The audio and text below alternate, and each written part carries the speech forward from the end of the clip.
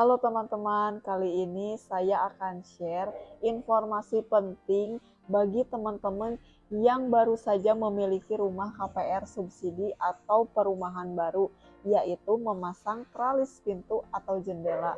Nah, kenapa sih rumah KPR subsidi?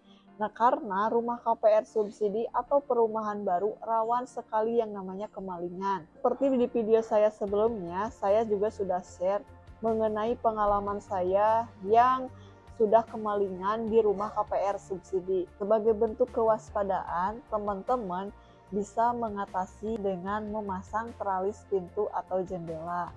Untuk lebih jelasnya, teman-teman simak terus videonya sampai habis dan jangan lupa di like, subscribe, and share biar channelnya semakin berkembang ya.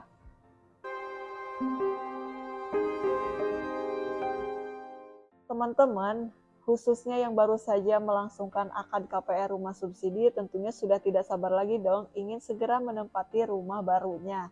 Sebelum menempati rumah barunya, alangkah lebih baiknya teman-teman agar memasang tralis pintu atau jendela dulu ya.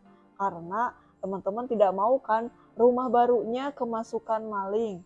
Meskipun teman-teman sudah merasakan fasilitas one gate system atau misalnya sudah dilengkapi kamera CCTV 24 jam dan adanya post security, tapi yang namanya kewaspadaan atau misalnya keamanan itu minimal datang dari teman-teman itu sendiri ya.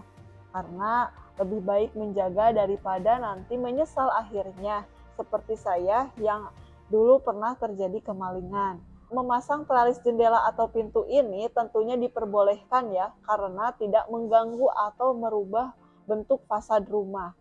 Sekarang kan banyak nih model-model tralis pintu atau jendela.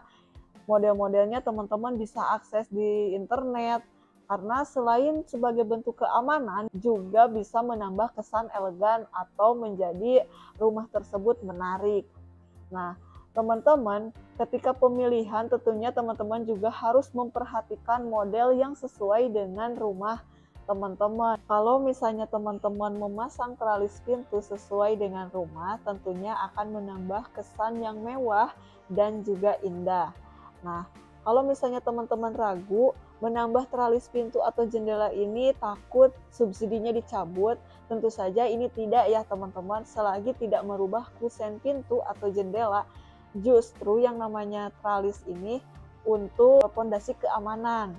Dan seperti contoh, ada di salah satu grup WA saya perumahan, si konsumen tersebut ditinggalkan rumahnya untuk mudik. Posisi rumahnya yaitu sudah di tralis pintu dan juga jendela. Karena berbagai macam model tralis pintu dan jendela yang ada, ternyata konsumen tersebut memilih tralis yang tidak tepat. Contohnya, jadi tralisnya tersebut berada di luar kusen, jadi rawan untuk diproses dicongkel. Nah, kemudian setelah penghuninya tersebut pergi mudik lebaran, akhirnya si tralis tersebut berhasil dibobol oleh si maling dengan cara dicongkel. Nah, kalau misalnya teman-teman ingin memasang tralis jendela atau pintu, lebih baik memilih model yang menempel di kusen, yaitu berada di dalam rumah, jadi terhalang oleh kaca.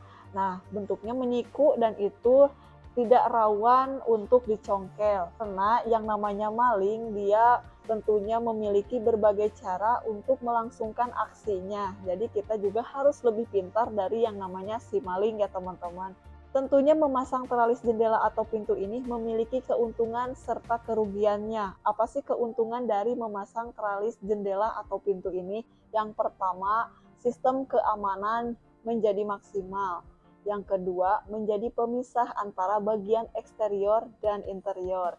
Yang ketiga, pintu tralis yang dipasang kawat juga akan menghalau dari nyamuk dan debu yang akan masuk ke depan rumah. Tentunya selain dari keuntungan juga terdapat kerugian dari memasang tralis.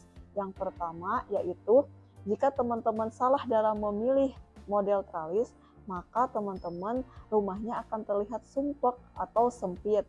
Yang kedua, jika kualitas dari tralis ini rendah, maka akan cepat rusak atau misalnya cepat karatan. Nah, Yang ketiga, sela-sela tralis susah sekali untuk dibersihkan.